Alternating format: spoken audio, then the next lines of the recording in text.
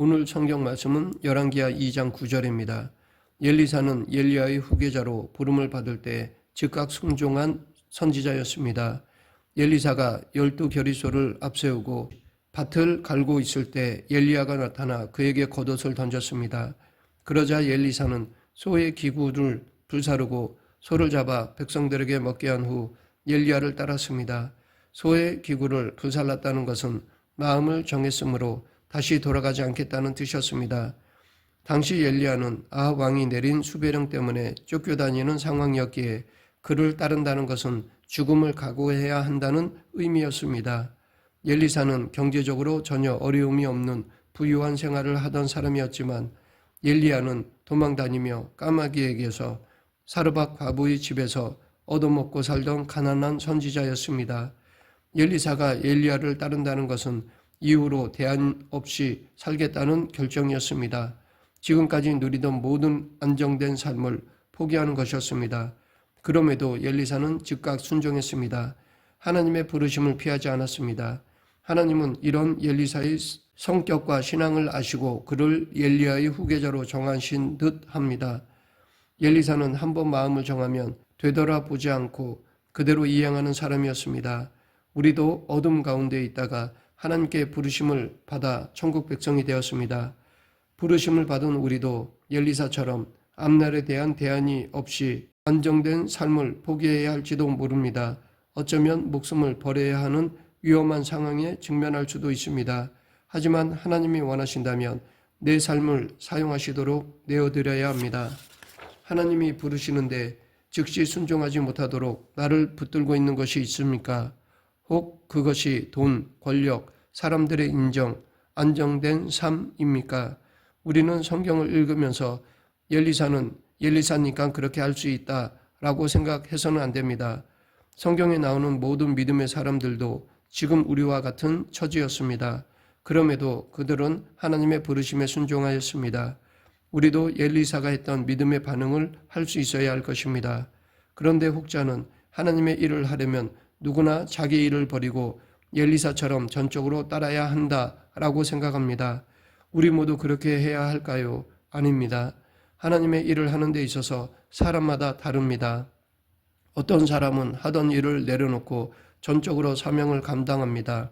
어떤 사람은 하는 일을 유지하면서 사명을 감당합니다. 이 모두 하나님의 사명을 감당하는 것입니다. 성경은 우리 모두에게 제자를 삼으라고 하지만 그 일을 위해 하던 일을 버리라는 말은 하지 않으셨습니다. 직업과 관계없이 그리스도인이라면 누구나 복음을 전하고 제자 삼는 일을 해야 합니다. 한 예로 사도행전 18장에 보면 사도 바울과 동역했던 브리스길라와 아굴라 부부가 나옵니다. 그들은 천막 짜는 일을 하면서 제자 삼는 사명을 감당하였습니다. 재무관 에라스도도 자기 직업을 갖고 있으면서 제자를 삼는 사명을 감당한 것으로 보입니다. 복음을 전하고 제자 삼는 일은 어떤 직업을 갖고 있든지 해야 할 일입니다. 오히려 특정 직업에 종사하는 사람이 그 일을 하는 사람들을 가장 잘 이해하고 그들에게 가장 좋은 방법으로 복음을 전할 수 있습니다. 이런 부분에서 그 직업이 그에게 달란트로 볼 수 있습니다. 엘리사는 시대를 읽을 줄 아는 사람이었고 사명을 감당하기 위해 하나님께 능력을 구하는 자였습니다. 오늘 본문 9절 엘리야가 엘리사에게 이르되 나를 내게서 데려감을 당하기 전에 내가 내게 어떻게 할지를 구하라. 엘리사가 이르되 당신의 성령이 하시는 역사가 갑절이나 내게 있게 하소서 하는지라. 엘리사는 엘리야의 질문을 기다리기나 한 듯 엘리야를 통해 성령의 역사를 갑절이나 구하였습니다. 왜 갑절이나 구했을까요? 이것은 엘리사가 엘리야를 절하평가한 것이 아닙니다. 엘리야가 시원찮아서 그의 능력을 2배로 구한 것이 아닙니다. 엘리사는 엘리야가 한 일을 다 알고 있었습니다. 3년 동안 비가 오지 않게 하고 다시 비를 내린 것이나 갈멜산에서 바알 선지자들과의 대결 등 엘리야가 한 일을 다 알고 있었습니다. 그럼에도 그런 대단한 능력을 발휘한 엘리야의 일에 갑절을 구한 이유는 당시 시대가 너무나 악하고 타락했기 때문에 엘리야가 이룬 사명을 잘 이어가기 위해서 갑절의 능력을 구한 것입니다. 엘리야가 이룬 사명이 막중하였기에 그 사명을 이어야 할 엘리사로서는 마음이 무거웠을 것입니다. 이것은 마치 여호수아가 모세의 사명을 이어받은 것과 같습니다. 이때 하나님은 여호수아에게 두려워 말고 담대하라 라고 몇 번이고 말씀하셨습니다. 엘리사도 여호수아와 같은 마음이었을 것입니다. 또한 이렇게 갑절의 능력을 구하는 것은 엘리야를 높이고 자신을 낮춘 겸손함이기도 합니다. 즉 엘리야가 감당한 사명을 이어 감당하기 위해서는 자신에게는 하나님께서 엘리야에게 주신 능력의 갑절이 필요하다는 것입니다. 즉 엘리야에게는 일의 능력을 주셔서 이 모든 일을 감당하게 하셨다면 자신에게는 이의 능력을 주셔야 사명을 감당할 수 있다는 것입니다. 그만큼 자신은 엘리야보다 못하기에 더 능력을 구한 것이라 봅니다. 지금 이 시대에 우리에게는 갑절, 아니 더 많은 성령의 권능이 필요합니다.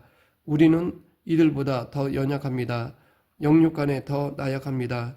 지금 우리의 힘만으로는 어둠의 권세와 절대 싸워 이길 수 없습니다.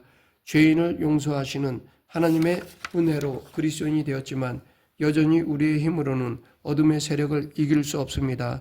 그러하기에 우리는 엘리사보다 더 많은 하나님의 은혜와 성령의 권능을 구해야 합니다. 여기까지가 우리가 할 일입니다. 이 은혜와 권능은 하나님이 당신의 주권으로 주시는 것입니다. 우리는 우리가 의지적으로 할 수 있는 것을 해야 합니다. 하나님이 우리에게 주신 두 가지 은혜를 붙잡아야 합니다. 즉 말씀과 기도를 붙들고 살아야 합니다. 이렇게 말씀과 기도로 살아갈 때 하나님은 당신의 섭리에 따라 우리를 사용하시며 사명을 감당하는 데 있어서 필요한 성령의 권능을 주십니다. 아프리카 케냐에 사는 마사이족 청년들의 꿈은 사자를 죽여 잡아오는 것이라 합니다. 사자를 죽여야 용감함을 증명하고 남자로서 인정을 받기 때문입니다. 그래서 창이나 칼 같은 도구들을 준비해서 사자를 잡아오려고 했습니다. 이렇게 사자를 잡으려면 도구가 있어야 합니다. 사자와 맨손으로 싸우는 것은 용감한 행동이 아니라 무지하고 무모한 행동입니다. 성경은 권세 잡은 자, 즉 마귀가 세상을 다스린다고 말합니다. 그런데 마귀의 영향력이 끼치는 이 세상에 살아가면서 기도하지 않고 말씀을 붙들지 않으면 결과는 뻔합니다. 결국 힘없는 세속적 그리스도인이 되고 맙니다. 엘리사는 깨어있는 영성을 지닌 사람이었습니다. 엘리야의 후계자로 삼을 정도로 하나님이 인정하셨습니다. 그런데도 그는 엘리야의 능력보다 갑절이나 되는 능력을 달라고 간구했습니다. 이런 자세가 우리에게도 필요합니다. 갑절의 능력을 구했던 엘리사는 하나님의 능력을 받아 많은 기적을 행했습니다. 요단강을 겉옷으로 쳐서 길을 낸 후 걸어서 강을 건넜습니다.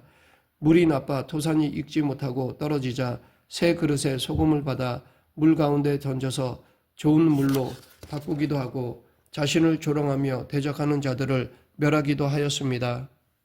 한 번은 모압 왕이 이스라엘을 배반하자 이스라엘 여호람 왕, 유다 여호사밧 왕, 에돔 왕 세 사람이 함께 모압을 치러 갔다가 간지 7일째 날에 군사와 가축을 먹일 물이 떨어지는 일이 생겼습니다.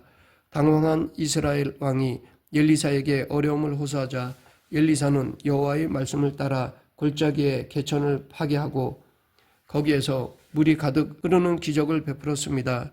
또한 엘리사는 먹고 살 길이 없는 과부에게 기름을 공급하여 빚을 청산하고 생활비까지 마련할 수 있도록 도와주었습니다. 그뿐 아니라 아이가 없는 수넴 여인이 잉태하여 아들을 낳게 했고 그 아이가 아파서 죽자 다시 살려주기도 하였습니다.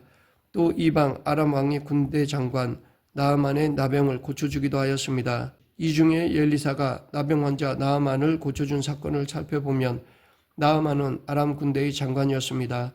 이때의 아람 왕은 베라단 2세로 추정되는데 당시 아람은 크고 강한 나라였습니다. 나아만은 그런 강대국의 군대를 통솔하는 장관이었습니다. 그는 아람을 적으로부터 구한 용사였고 왕의 총애를 받는 신하였는데 나병이 걸리고 말았던 것입니다. 그런 나아만 장군에게 이스라엘 땅에서 사로잡혀온 어린 소녀가 전해주기를 엘리사 선지자를 만나면 병을 고칠 수 있을 것이라고 하였습니다. 그 말을 들은 나아만은 지푸라기로도 잡는 심정으로 엘리사를 찾아가기로 하였습니다. 아람 왕은 나아만의 여행을 허락했고 이스라엘 왕에게 나아만을 보내니 고쳐달라는 내용의 편지를 함께 들려보냈습니다. 그런데 이 편지를 받은 이스라엘 왕은 아람 왕이 전쟁을 일으킬 구실을 만드는 것이라고 생각하며 괴로워하였습니다. 이 상황을 전해 들은 엘리사는 나아만 장군을 자기에게 보내라고 하였습니다. 왕의 지시를 따라 나아만은 말과 병거를 잔뜩 거느리고 엘리사를 찾아왔습니다. 이때 나아만은 답례를 하려고 은 10달란트와 금 6,000개, 의복 10벌을 갖고 엘리사의 집에 도착했습니다. 그런데 정작 엘리사는 내다보지도 않고 종이 대신 나와 요단강에 가서 몸을 7번 씻으라는 말만 전했습니다. 나아만은 화가 났습니다. 당연히 선지자가 직접 나와 맞이하면서 손을 얹어 안수하리라고 기대했을 것입니다. 나아만은 요단강에서 씻을 바에는 차라리 자기 나라의 다메섹 강에서 씻는 것이 더 낫겠다고 분노해 떠나려 했습니다. 그러자 함께 온 종들이 나아만을 만류하였습니다. 종들의 권유를 받고 요단강에 가서 7번 몸을 담갔습니다. 그랬더니 그의 피부가 회복되어 어린아이 피부처럼 깨끗해졌습니다. 그러면 엘리사는 왜 먼 길을 찾아온 나아만을 이렇게 대우했을까요? 아마 나아만이 강한 나라의 군대 장관으로서 교만한 자세로 하나님 앞에 나왔기 때문일 것입니다. 결국 나아만은 이 일을 통해 이스라엘 외에는 온 천하에 신이 없음을 알게 되었습니다. 그래서 이제부터는 다른 신에게 번제물과 희생 제사를 드리지 않고 오직 여호와께만 드리겠다고 결심하였습니다. 엘리사는 나아만이 찾아왔을 때 그를 무시한 것이 아니라 그에게 더 큰 뜻을 이루고자 함이었습니다. 그것은 나아만으로 하여금 여호와 하나님을 믿게 하고자 함이었습니다. 만약 엘리사가 나아만을 직접 맞이하고 안수해서 병을 고쳤다면 나아만은 병만 고침받고 하나님께 경배하는 신앙을 갖지는 못했을 것입니다. 엘리사가 나아만에게 단호한 태도를 취했던 것은 나아만의 영혼을 사랑했기 때문입니다. 이로 인해 나아만은 겸손해졌고 하나님의 은혜로 나병이 회복되었을 뿐만 아니라 영혼까지 새로워질 수 있었습니다. 말씀을 맺겠습니다. 엘리야는 당대 하나님께 귀하게 쓰임받은 선지자였습니다. 그런 그의 뒤를 이을 엘리사는 나름대로 부담이 되었을 것입니다. 그러했기에 엘리사는 갑절의 능력을 구했습니다. 이런 자세는 지금 우리에게도 필요합니다. 우리도 하나님의 은혜 없이 하나님의 일을 할 수 없습니다.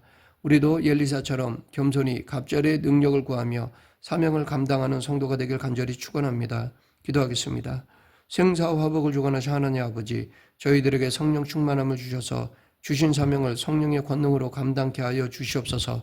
예수님 이름으로 기도드립니다. 아멘.